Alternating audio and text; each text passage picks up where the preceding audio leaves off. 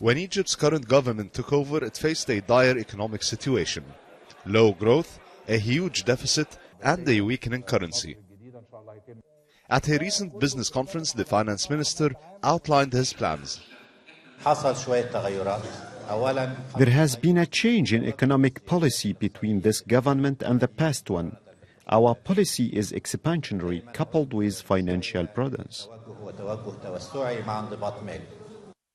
Spending and cutting the deficit at the same time might seem contradictory, but it's unavoidable, says the government.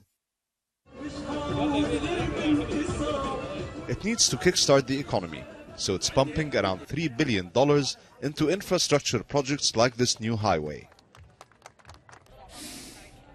Meanwhile, it has to do something to elevate some of the pain many Egyptians have endured over the past 2 years. So it decided to raise the minimum wage for public sector employees and cancel fees for state-owned schools. Some parents say that's not a lot, but they appreciate the gesture. 50 or 60 pounds is not that much on an individual level, but on a national level it is a big figure for the state. To offset these costs, the government is bringing in a new scheme to distribute subsidized fuel, which it hopes will save around $3 billion. But the really significant sums are coming from the Gulf states. Without the $12 billion promised by some of these countries, Egypt's economy would look very shaky. The economic situation is, in fundamental terms, it remains quite weak. It's still suffering from a huge budget deficit, a huge balance of payments deficit. So without the support from the GCC, the economy would be in a totally different place. But relying heavily on foreign aid is not ideal.